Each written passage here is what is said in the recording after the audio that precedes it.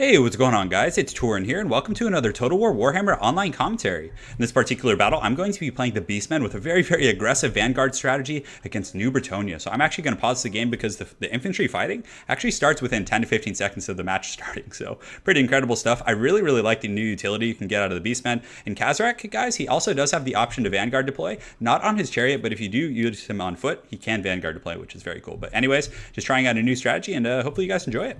So in my front line, I just have all these Ungor herds, and actually they're not terrible, guys. They do have pretty low leadership at 55, but still, when you have Kazrak, guys, actually has two different leadership buffs. So if we go back here to Kazrak the One Eye on his Pimp Chariot, he does have this ability here, which is Apocalyptic Vision, which gives plus 16 leadership, lasts 14 seconds, but he also does have Call of Violence, which is another leadership buff of plus 16. So if you're kind of riding him around the front line, you can get some great value by just cycling those and, again, keeping those Ungors fighting.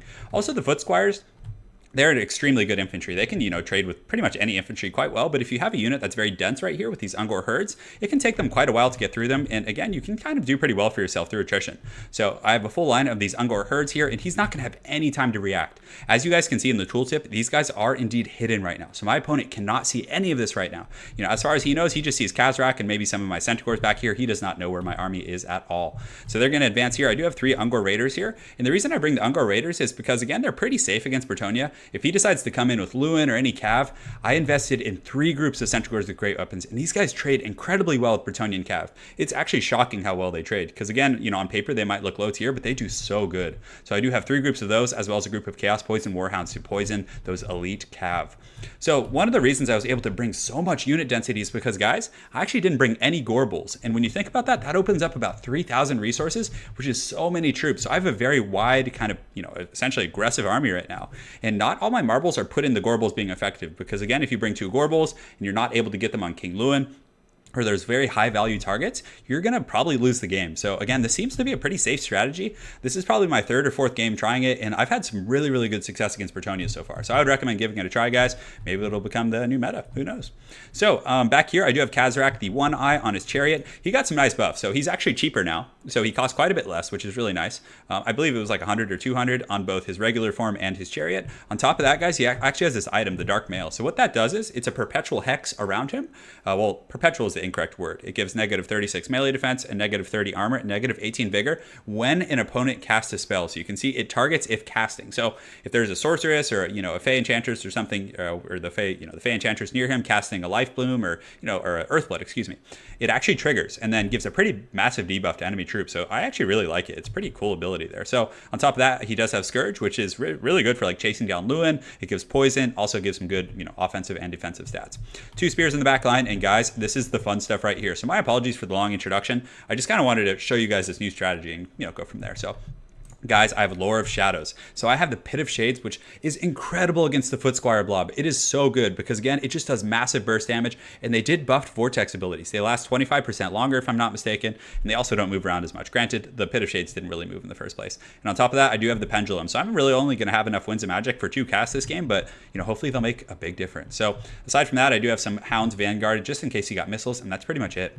So as far as my opponent's army goes, he has a front line of the Peasant Mobs, pretty good fodder units for taking that initial charge, and then he does have a massive line of Foot Squires, so many of them, because they're just some of the most cost-effective infantry in the game right now. Why not spam them? So on top of that, he does have a Grail Reliquae. He does have King Lewin up here with the Sword of Corone, and he does have the Green Knight. So Green Knight is actually really hard to take, down for the Beastmen, but honestly, guys, just ignore him and keep him, make sure he doesn't get on your casters. That's some of the biggest stuff, because he's a heavy duelist. He hits hard, but he doesn't have a ton of armor piercing. He has 430 weapon strength, but if we look here, let's go ahead and mouse over that. He only has 140 AP, which is still not bad at all, but still keep him off your casters and you'll be a-okay. Aside from that, he does have the Grail Knights here, and also something that's nice about these Ungors is they do have Frenzy, so they're going to be immune to Psychology, in the beginning of the battle at least. So he does also have Grail Knights with their anti-large, and that's pretty much it, guys. So my apologies for the long-winded introduction, but again, it was a Vanguard deployment, so let's get right into action. So right now, he can't see my army, he still can't see it. Then all of a sudden, boom, there's a horde of beasts in your face. So these guys are going to charge in. They're just going to go absolutely ham in here and hopefully be able to do some good work. And you can see my opponent reacting right away, trying to reform his battle lines because he had no idea where he was. So I'm getting a pretty good little jump here. I'm definitely going to have the initiative as it pertains to this fight with the charges and all that stuff. So you can see the peasants charging in against the Ungors here. And, the Ungors are going to definitely outclass the peasants. And, it's definitely a bad time when you're saying that something is outclassed by Ungor herds. But still, the Ungor herds are going to get in there and do pretty good against the peasants. And also you see the Foot Squires aren't going to going to get as good of a charge. You see a lot of them get blocked up behind the peasants, so I'm not going to take that huge initial shock damage. He also does land King Lewin in here, but I do counteract with all my Centaurs and Khazrak and really just put pressure on him and want to punish him for landing. So you can see my Lord of Shadows guy. I'm just waiting for a big blob to form over here, and just look how juicy this blob is, guys. 2 foot squires, just absolutely amazing stuff. So he does come around with his Grail Knights right now, obviously posturing to come in and pressure my back line. So I pull back all my Centaurs and get ready to charge in here. So he does charge on my flank over here, but I do get a nice little counter charge here. And guys, I want you to see, obviously this is just a slow motion cinematic shot for your enjoyment, but Centaurs do so incredibly well against Grail Knights. It's pretty incredible. So they're going to leap in there, do some good work with, they have a pretty high charge bonus. So I had a massive numbers advantage, so I engage 2 groups and I pull the 3rd one around and I come in and get a nice rear charge. And just look how weak these guys are. But guys, this is what I wanted to show you, the Lore of Shadows. So just look at it absolutely destroy these foot squires and these peasants, and it seems to be a really good backbreaking ability. So it's just absolutely tossing their salads in there, quite literally. And also you can look massive HP damage going in across all of these foot squires, all of these guys, and obviously it's going to do some serious work against their leadership here. So I had some really, really good value out of that. And also these Grail Knights just got surrounded and outnumbered. And also, guys, that's kind of one of the keys here. Is not bringing those Gorbals here allowed me to bring so many Cav that I was able to just absolutely crush his Grail Knights. The Green Knight doing the best he can to fight in here, but again, his chivalry is definitely going to be overwhelmed by the Bestial Fury in here. So we're doing pretty well for ourselves so far. Over here in the front line, that Lore of Shadows, the pit there, was able to do really, really well. We did a ton of damage, and our Ungors are actually trading relatively evenly, which is great.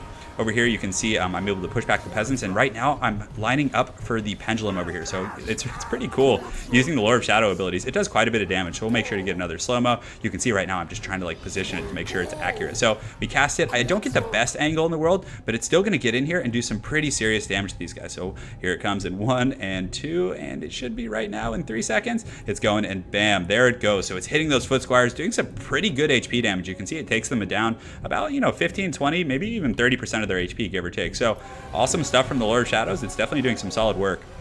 Also, guys, we're able to use these Ungor Raiders since we were able to kind of fend off King Lewin with our overwhelming Cav numbers to kind of pressure that Grail Reliquary. We weren't able to do a lot of damage, but we will definitely continue to pressure it throughout the game.